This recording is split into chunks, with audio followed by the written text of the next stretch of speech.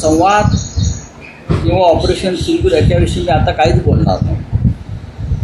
लष्कर एखादी कारवाई करत असेल तर ती लष्कराला दिलेली जबाबदारी किंवा अधिकार आहे. या क्षणी देशातला प्रश्न इतकाच आहे की पाकिस्तानमध्ये जो विजयाचा जल्लोष सुरू आहे, पाकिस्तानमध्ये हिंदुस्थानमध्ये नाही, पाकिस्तानचे प्रधानमंत्री, त्यांचे लष्कर प्रमुख, बरं का हे लावा रे, त्यांचे लष्कर प्रमुख यांची वक्तव्य आपण ऐकतो. त्यांच्या विजय मिरवणुका निघत आहेत.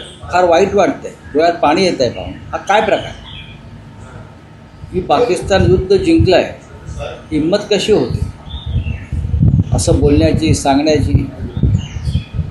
याला सर्वस्वी कारण आपण पाकिस्तान पुढे झुकलेले नाही आहोत, तर आपण अमेरिकेपुढे झुकलो.